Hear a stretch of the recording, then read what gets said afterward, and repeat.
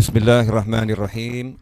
Alhamdulillahirabbil alamin. Allahumma shalli wa sallim ala sayidina Muhammadin miftahi babi rahmatillah adada ma fi ilmillah salatan wa salaman daimaini bidawami mulkillah wa ala alihi wa sahbihi. Allahumma shalli ala sayidina Muhammadin salatan taftahu biha lana futuhal arifin wa tufaqihuna biha fid din wa ala alihi wa sahbihi. Assalamualaikum warahmatullahi wabarakatuh. Sahabatku yang dimuliakan Allah, kaum muslimin dan muslimat dimanapun antum berada, alhamdulillah pada hari Ahad yang cerah ini kita dapat bersama-sama berkumpul untuk mengikuti tabligh akbar online dalam keadaan sihah wal afiyah. Mudah-mudahan apa yang kita lakukan ini barokah, manfaah dunia hingga akhirah. Tema yang diangkat oleh kawan-kawan adalah menjadi generasi muslim yang milenial di zaman yang seperti ini. Kira-kira bagaimana? Sebetulnya menjadi muslim itu sederhana. Mau kapanpun zamannya, seperti apapun zamannya, modelnya seperti apapun, prinsip menjadi muslim adalah khairun nas anfa'uhum linnas. Manusia yang terbaik adalah yang paling banyak manfaatnya untuk manusia yang lain. Ya, prinsip ini yang melandasi semua gerak dan diam seorang muslim. Jadi seorang muslim itu selalu gerak dan diamnya dilandasi dengan prinsip khairun nas anfa'uhum linnas. Manusia yang terbaik adalah manusia yang paling banyak manfaatnya untuk masyarakat, untuk manusia yang lain, tanpa pandang bulu, memberikan manfaat tanpa membatasi kemanfaatan tersebut. Jadi manfaatnya tidak hanya untuk keluarganya, manfaatnya tidak hanya untuk leluhurnya, manfaatnya tidak hanya untuk golongannya, manfaatnya tidak hanya untuk yang seagama dengannya, seiman dengannya, manfaatnya tidak hanya untuk yang berada di kampungnya, tapi manfaatnya untuk seluruh masyarakat, bahkan untuk seluruh makhluknya Allah Subhanahu wa ta'ala. Itu konsep dan prinsip dasar menjadi muslim. Nah, kalau sudah seperti itu, apa yang harus kita lakukan? Maka kita harus bisa menjadi manusia yang di segala zaman bisa menyesuaikan diri kita ya, tanpa melanggar aturan-aturan yang telah ditetapkan oleh Allah dan baginda Muhammad sallallahu alaihi wasallam. Nah, terutama di zaman digital nih, zaman yang semuanya serba digital. Mic yang saya pakai ini, ya ini mic tanpa kabel, wireless, ya tanpa kabel. Kemudian dimensi yang kita pakai juga bukan dimensi dunia nyata. Mohon maaf saudara-saudara, kita lagi tidak berada di dunia nyata. Dunia kita ini sebetulnya saat ini enggak ada ini. Disebut dunia maya. Dunia angka biner, angka 0 dan 1. Yang dikelola sedemikian rupa oleh software dan dijembatani oleh jaringan sehingga kita bisa tampak ada di suatu layar monitor. Padahal sebetulnya kita tidak ada di situ. Ya, sebetulnya kita tidak ada di sana. Ini dunia kasat mata yang tampak oleh mata. Nah, dunia tak kasat mata yang tampak oleh mata. Dunia maya tapi yang bisa dinikmati visual bahkan audio visual oleh kita bersama.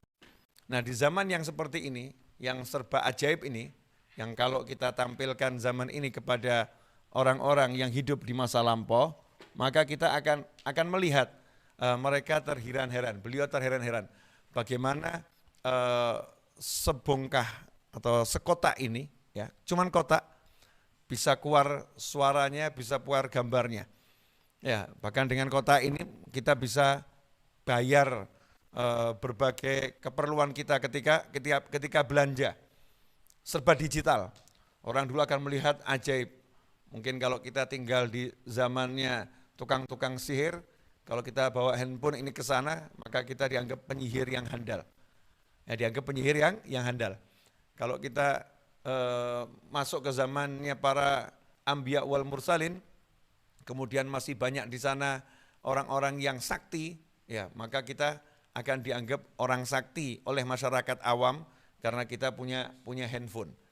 Tapi ketika kita hidup di zaman sekarang, handphone ini suatu yang biasa, ya laptop suatu yang biasa, hologram sesuatu yang biasa, mobil bisa terbang itu sesuatu yang biasa. Nah, bagaimana kita bisa menjadi seseorang yang betul-betul manfaat, ya betul-betul manfaat di zaman yang seperti ini. Nah, itu menjadi tantangan buat kita semua. Nah, bagaimana ya? Karena itulah saya, Novel bin Muhammad Al Idrus, menyesuaikan cara dakwah. Ya, karena memang zamannya zaman digital, maka saya maksimalkan juga dakwah digital, ya. Dakwah dengan menggunakan YouTube, ya, dakwah dengan menggunakan Zoom, dakwah dengan menggunakan platform yang ada, agar saya bisa mendapatkan manfaat melalui orang-orang yang belajar dan memberikan manfaat kepada orang-orang yang belajar. Jadi caranya apapun selama itu halal harus bisa saya lakukan guna memberikan manfaat. Nah, ikhwani rahimakumullah, begitu pula kalau kita mau ya menyampaikan dakwah kita kepada orang-orang yang ada di luar sana, yang jauh di sana, sekarang menjadi mudah ya karena difasilitasi oleh yang namanya dunia maya. Nah, gimana caranya kita jadi manfaat? Tentunya dengan ilmu. Kalau kita nggak punya ilmu, maka ya kita nggak bisa memberikan manfaat yang banyak. Semakin luas ilmunya, semakin besar ya kita bisa memberikan manfaat dengan ilmu. Kita tidak boleh menjadi seseorang yang ilmunya itu statis ya. Itu saya nggak tahu bahasa digitalnya itu. Anak-anak zaman sekarang ada dinamis, ada statis. Semoga saya tidak salah. Nah, kita jangan jadi orang yang ilmunya statis, tapi yang ilmunya dinamis ya. Ilmunya dinamis sehingga selalu bisa berkembang dan memberikan manfaat. Saya ambil contoh. Ya, saya ambil contoh di zaman Nabi Sulaiman alaihissalam. Nah, pemirsa dimanapun antum berada, kita fokus ya. Meskipun mungkin suara saya kurang jelas, fokus saja minta ilmu sama Allah, nanti akan dapat ilmu. Ya, kemudian mari kita tenangkan diri kita, duduk tenang, kita bersama-sama mendengarkan, ya bersama-sama mendengarkan, kemudian kita niat minta ilmu sama Allah Ta'ala, insya Allah kita akan diberi ilmu yang manfaat oleh Allah Subhanahu wa Ta'ala. Meskipun kita berada di dunia maya, kalau adab ini kita jalankan dengan baik, maka kita akan mendapatkan al-barakah. Barakah itu dan rahmat akan kita peroleh kalau kita mengikuti apa yang diajarkan oleh Nabi Muhammad SAW. Di antaranya dalam proses belajar dan mengajar, yang paling penting adalah as-sakinah, ketenangan. Ya, ketenangan lahiriah dan ketenangan batiniah. Tubuh kita dibuat tenang, makanya orang yang sholat dikatakan kalau dia bergerak 3 kali berturut-turut dengan gerakan yang besar, sampai-sampai sholatnya batal. Ya, 3 kali berturut-turut gerakan yang besar, sholatnya batal. Nah, kenapa seperti itu? Karena orang sholat harus tenang, fisiknya tenang, tubuhnya tenang, hatinya tenang, hanya tertuju pada satu tujuan, yaitu Allah Subhanahu wa Ta'ala. Dan ini berlaku dalam segala aktivitas kita. Kalau kita fokus, kita konsentrasi, kalau dalam zikir ya fokus kepada yang dizikiri, dalam bekerja fokus pada yang kita kerjakan, maka kita akan mendapatkan hasil yang maksimal, kita akan mendapatkan barokah ya, di dalam pekerjaan tersebut. Saya kembali akan mengulangi, bagaimana caranya kita bisa menjadi seorang yang manfaat di tengah zaman yang seperti ini. Caranya dengan ilmu. Saya ambil contoh apa yang dialami oleh Nabi Sulaiman alaihissalam. Nabi Sulaiman alaihissalam bukan seorang nabi yang punya kemampuan ya di zaman itu, bukan seorang nabi yang punya kemampuan super, bukan. Kita nggak bicara mukjizat. Kalau mukjizat selesai ya, dengan mukjizat semua selesai. Itu kemampuan yang Allah berikan kepada anbiya wal mursalin yang melebihi manusia yang lain. Tapi sebagai manusia biasa, bashar sebagai manusia biasa, di masa itu Nabi Sulaiman memiliki yang namanya al-ilm. Kami berikan Sulaiman itu kefahaman, ya, yang lebih daripada Nabi Dawud alaihissalam, punya ilmu. Nah, dengan ilmu ini Nabi Sulaiman alaihissalam akhirnya bisa menjadi yang terhebat, ya, di tengah-tengah kekuatan-kekuatan hebat di zamannya. Contoh, ketika Nabi Sulaiman alaihissalam punya tugas untuk mendakwahi Ratu Balqis, ya, tugas untuk mendakwahi Ratu Balqis yang menyembah matahari bersama kaumnya. Sementara kerajaan Balqis itu kekuatannya luar biasa. Kerajaan yang dipimpin oleh seorang ratu yang bijaksana. Wanita. Ya, wanita yang bijaksana, didukung oleh orang-orang yang hebat yang kuat. Kemudian Nabi Sulaiman alaihissalam mendapatkan informasi dari burung hudhud, bahwasanya di sana ada ratu kerajaan Sabah yang dipimpin seorang wanita yang menyembah pada matahari. Nabi Sulaiman alaihissalam ingin mendakwahi Ratu Balqis. Apa yang dilakukan? Apakah Nabi Sulaiman alaihissalam kemudian mendatangi Ratu Balqis ke sana, kemudian mendakwahkan, ya, Islam kepada Ratu Balqis secara langsung saat itu? Jawabannya tidak.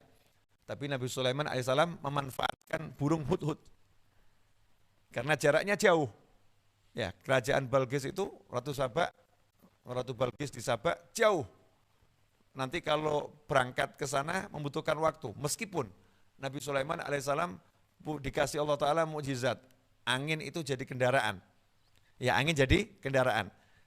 Tapi kalau dalam berdakwah kita memberikan contoh dengan mukjizat, nggak bisa diteladani, nggak bisa dicontoh.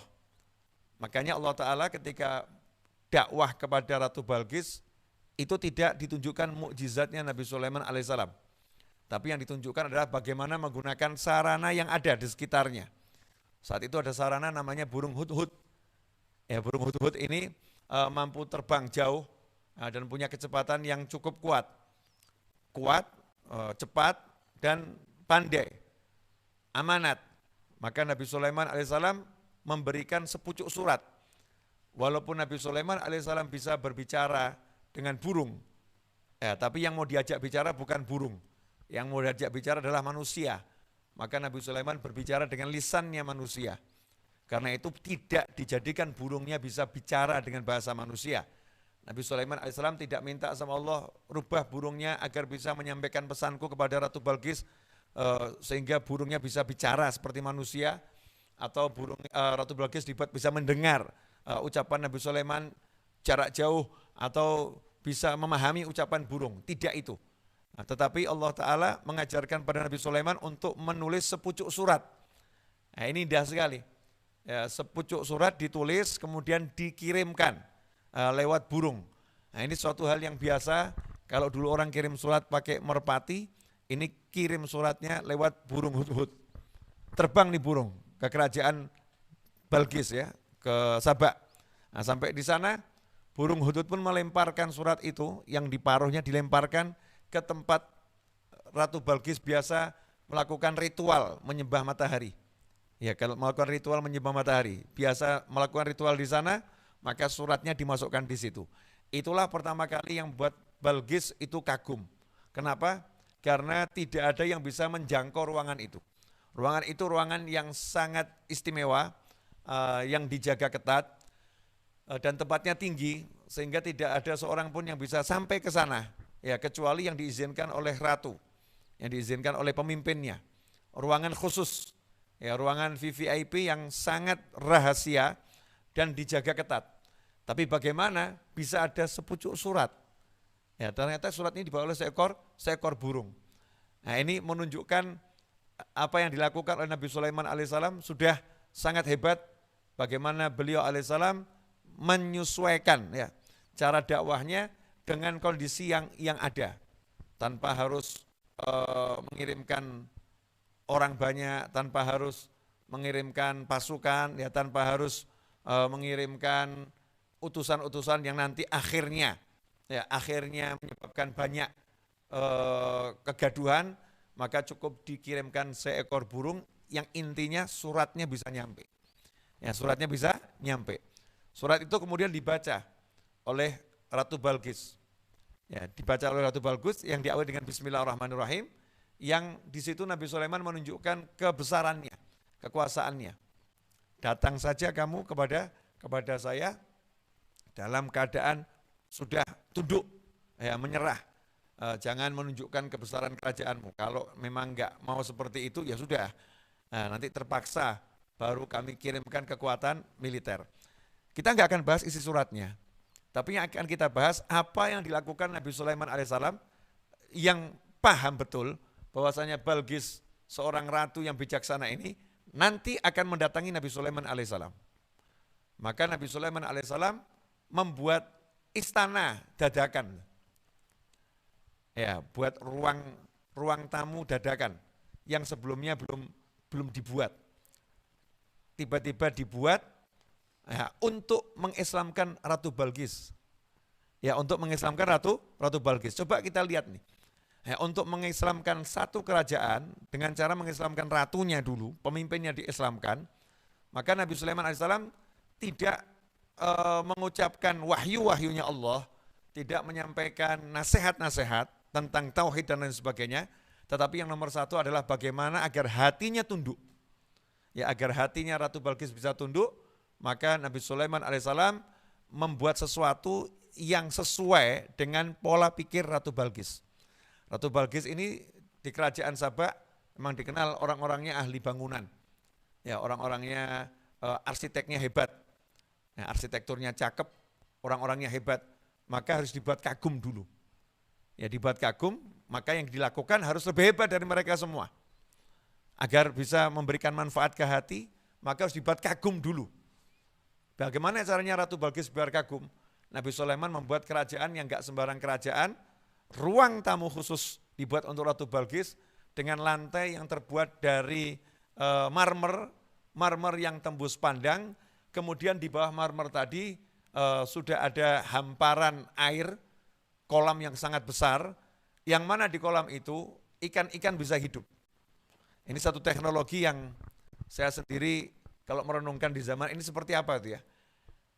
Teknologi yang dipakai Nabi Sulaiman alaihissalam, bagaimana beliau bisa membuat satu ruangan di tengah padang Sahara, yang ruangan itu full air, sehingga tidak ada kebocoran, atau mungkin airnya mengalir terus, yang itu sampai sekarang jadi pertanyaan saya. Apakah airnya dibuat mengalir terus? Karena dibutuhkan oksigen, agar ikan bisa hidup di bawahnya. Kemudian marmer di atasnya, marmer yang seperti apa kira-kira besarnya, sehingga sambungannya enggak kelihatan. Ya, sambungannya tidak kelihatan. Ketika Ratu Balqis berjalan di atasnya, sampai-sampai itu dikira air. Ya, karena beningnya marmer tersebut, seperti kaca tapi bukan kaca. Dikira air. Detil betul yang dilakukan Nabi Sulaiman alaihissalam dalam membuat bangunan dadakan untuk menyambut Ratu Balqis tersebut. Hasilnya apa? Ketika melihat semua itu, Ratu Balqis paham, ini bukan sembarang manusia ini yang bisa buat seperti ini. Saya sudah menguasai semua teknologi. Saya tahu teknologinya bangunan ini, saya paham betul. Ini manusia nggak bisa buat ini. Ini pasti yang membuat seseorang yang mendapatkan kekuatan dari Tuhan. Mendapatkan kekuatan dari yang maha kuasa. Disitulah makanya ketika Ratu Balqis ditawari atau diajak untuk meluk Islam, langsung beriman kepada Allah Ta'ala dan beriman kepada Nabi Sulaiman alaihi salam sebagai nabi dan utusannya Allah Subhanahu wa Ta'ala. Nah, ikhwani rahimakumullah, yang pengen saya garis bawah ini loh, metode Nabi Sulaiman alaihi salam. Caranya Nabi Sulaiman alaihi salam untuk memberikan manfaat. Beliau berupaya mengambil hati ya Ratu Balqis dengan memberikan sesuatu yang membuat Ratu Balqis kagum sesuai dengan akalnya. Khatibun nas ala qadri uqulihim. Begitu sabda Nabi Muhammad SAW. Ajaklah manusia itu berbicara sesuai dengan tingkat kemampuan akal masing-masing. Kemampuan akalnya seperti apa? Ajak bicara seperti itu. Nah, di zaman sekarang, zaman digital, kalau kita mau dakwah orang itu hidupnya dengan handphone, hidupnya dengan layar, maka kita tidak boleh antipati kepada handphone, tidak boleh antipati kepada layar, karena itu hanyalah sebuah alat. Nah, kita harus bisa menjadikan alat itu berada dalam genggaman kita, kita manfaatkan untuk menebarkan kebaikan. Bagaimana caranya? Nah, disitulah dibutuhkan yang namanya ilmu, ya, dan kerjasama dengan orang-orang yang punya kemampuan. Lihat, Nabi Sulaiman alaihissalam mau kerjasama dengan burung hudhud. Ya, Nabi Sulaiman alaihissalam mau mendelegasikan tugas yang luar biasa kepada seekor burung yang namanya hudhud. Nabi Sulaiman alaihissalam open mind, pikirannya terbuka, mengatakan yang belum iman itu akan beriman. Tidak ada yang dikatakan sebagai musuh, tidak ada yang dikatakan sebagai lawan, tapi semuanya diperlakukan sebagai konsumen. Sementara beliau adalah penjual, yang lain harus beli. Gimana caranya mau beli nanti? Nah, ini yang menjadi pola pikir setiap dai yang mengundang manusia ke jalan Allah Subhanahu wa taala, orang-orang yang menjadi pewaris anbiya wal mursalin, yang meneruskan dakwahnya para nabi dan rasul, dan sebagai kita umat Islam meneruskan dakwahnya Nabi Muhammad sallallahu alaihi wasallam. Kita harus bisa menggunakan semua sarana yang ada. Ya, jangan antipati dengan sarana. Siapa yang punya kemampuan, yuk kita ambil, kita pakai, kemudian kita gunakan untuk menebarkan kebaikan, menebarkan apa yang sudah disampaikan oleh Nabi Muhammad SAW, sehingga rahmat ini betul-betul bisa dirasakan oleh semua orang, yang mana Rasul kita SAW rahmatan lil alamin, diutus oleh Allah Ta'ala sebagai rahmat bagi jagat raya, rahmat bagi alam semesta. Nah, ikhwani rahimakumullah, itu satu contoh. Ya, satu contoh tentang Nabi Sulaiman alaihissalam ketika berdakwah menggunakan teknologi yang sesuai dengan zamannya. Begitu pula Nabi Musa alaihissalam. Nabi Musa alaihissalam ketika berdakwah juga menggunakan teknologi yang ada di zaman itu. Zaman itu teknologi sihir. Teknologi sihir ini yang luar biasa berkembang di kerajaan Fir'aun dan masyarakat. Maka Nabi Sulaiman alaihissalam menggunakan mukjizat, yang mukjizatnya itu mirip-mirip dengan apa yang terjadi dengan para penyihir. Kalau penyihir bisa merubah tali menjadi ular dalam pandangan mata, pada hakikatnya masih tetap tali, maka Allah Ta'ala menjadikan tongkatnya Nabi Musa alaihissalam itu seekor ular yang nyata. Ya, bukan ular jadi-jadian, tapi ular beneran, dan kalau dilihat ya ular, bukan tongkat. Jadi bukan mata yang dirubah, tapi tongkatnya yang dirubah.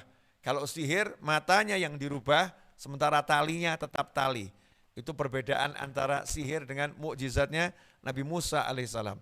Ikhwani rahimakumullah, kita lihat bagaimana mukjizat-mukjizat yang Allah berikan kepada Nabi Musa alaihissalam disesuaikan dengan kondisi di zamannya. Nah, sekarang ini tantangan buat kita semua. Zaman kita ini zaman drama Korea. Ya, zaman drama Korea. Zaman apa lagi nih? TikTok. Zaman TikTok, zaman drama Korea. Dan sekarang di era corona. Ya, eranya era corona. Zaman TikTok, zaman drama Korea, era corona, kemudian dimensi YouTube.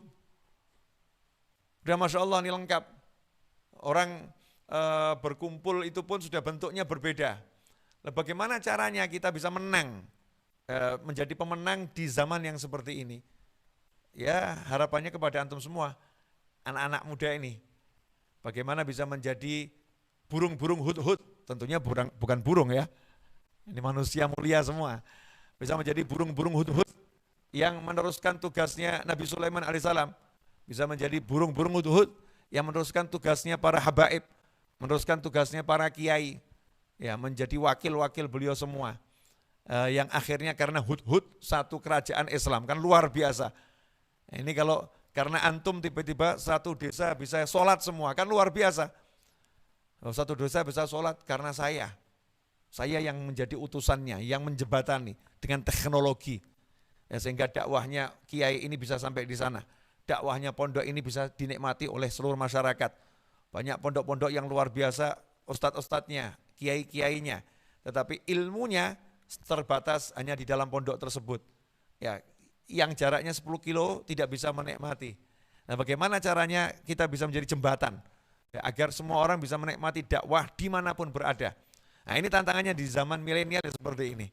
Tantangannya seperti ini dan jawabannya mudah. Karena itu cuma butuh al-ilm, ilmu, dan kita harus berani menjadi hudhud. Yang hudhud itu berani melapor kepada Nabi Sulaiman alaihissalam. Burung berani ngasih informasi. Tidak mengatakan, wah itu Nabi Sulaiman pula alaihissalam. Dia pasti tahu itu Ratu Balkis itu, nyembah matahari. Dia pasti tahu, dia punya informasi, dia paham segala-galanya. Dia Nabi. Hudhud tidak berpikir seperti itu. Ya, hudhud berpikir, aku tahu, maka aku akan sampaikan. Aku tahu akan sampaikan, semoga manfaat. Enggak ada pesimis, optimis. Ya, siapa tahu informasi ini Nabi Sulaiman belum tahu. Siapa tahu kalau sudah tahu, ya menjadi tersemangati. Karena informasiku tersemangati, menjadi teringatkan. Jadi pola pikirnya hudhud itu luar biasa. Burung loh itu ya. Pola pikirnya optimis. Sementara kita muslim, bisa bicara, bisa melihat, bisa mendengar, pesimis melulu. Oh Pak Yai udah paham, oh Habib udah ngerti. Oh wali itu, ngapain kita kasih informasi? Oh udah bisa, ya dia lebih hebat. Jadi ini pola pikir pesimis. Seharusnya kita meniru hudhud, ya kita optimis. Ya siapa tahu Pak Yai belum dengar tentang yang satu ini. Oh siapa tahu kalau sudah dengar suara saya jadi semangat. Ya siapa tahu gara-gara saya satu Indonesia mendapatkan ilmu yang baru yang manfaat. Siapa tahu yang pola pikirnya optimis. Nah ini baru namanya manusia yang berpikir memberikan manfaat. Ya bukan hidup begitu saja tak peduli dengan sekitarnya. Kemudian bahkan sering menjadi orang yang tak berani melangkah. Dalam angan-angan sekalipun tak berani melangkah, apalagi dalam nyata. Dalam kenyataan tidak pernah melangkah, angan-angan saja nggak berani kok, cita-cita aja nggak berani. Nggak berani punya cita-cita karena melihat dirinya penuh dengan keterbatasan, lupa kepada Allah Ta'ala yang mampu membuatnya melewati segala batas. Ikhwani rahimakumullah. Nah ini uraian dari saya ini memang tidak panjang. Ya saya udah bicara berapa menit ini? 27 menit ya. Udah 27 menit saya bicara singkat, padat, mudah-mudahan manfaat. Nah, selebihnya saya serahkan kepada kawan-kawan untuk mengelola tanya jawab agar bisa mendapatkan tambahan ilmu yang barokah dan manfaatnya luas. Tapi sebelum dibuka tanya jawab tersebut, saya ingin menggarisbawahi bahwasanya di zaman yang seperti ini, pijakan utama kita, konsep utama kita harus dibangun dengan prinsip menjadi orang yang bisa menyampaikan manfaat, memberikan manfaat, menyebarluaskan manfaat. Itu manusia yang terbaik. Ya, bukan membuat kegaduhan, bukan membuat keramaian, keruwetan, tetapi memberikan solusi. Yang memberikan solusi, seperti contoh ini, sebelum saya tutup, Baginda Muhammad SAW di tengah kegaduhan kepala suku di zaman jahiliyah, gaduh untuk meletakkan Hajar Aswad di tempatnya semula. Mereka gaduh, mereka bertikai, mereka hampir saling bunuh. Kemudian mereka serahkan urusan itu kepada Nabi Muhammad SAW. Bagaimana Rasulullah mensolusikannya? Ternyata solusi Nabi Muhammad SAW bukan solusi pribadi, nggak berprinsip memuaskan diri, tidak berprinsip menenarkan diri ya di atas penderitaan orang lain, tidak. Bahkan di atas kepercayaan orang lain tidak, tetapi Nabi SAW menjadikan diri beliau bisa membuat semua orang itu merasa bermanfaat. Semua orang diikut sertakan. Maka Nabi SAW menghamparkan selendangnya, meletakkan Hajar Aswad di tengah-tengah, kemudian mengajak semuanya untuk bersama-sama mengangkat ke titik yang dituju. Baru sampai di titik yang tuju, Hajar Aswad itu diangkat sendiri oleh Nabi SAW. Karena ketika bersama-sama giliran kepala suku. Nah ketika sampai di titik giliran Nabi Muhammad SAW meletakkannya di letak Hajar Aswad semula. Semuanya senang, semuanya bahagia, semuanya merasa akulah yang meletakkan Hajar Aswad. Ya, menjadi tinggi tanpa menindas, ya, menjadi kuat tanpa menjatuhkan. Nah, itulah Baginda Muhammad SAW. Mudah-mudahan kita semua bisa meneladani beliau semaksimal mungkin di setiap sudut kehidupan kita, di setiap pijakan kaki kita, di setiap diam dan gerak kita. Afwan, ini bisa sampaikan, mudah-mudahan barokah manfaat. Wal afu minkum, wa sallallahu ala sayyidina Muhammadin, wa alihi wa sahbihi wasallam, walhamdulillah rabbil alamin. Wassalamualaikum warahmatullahi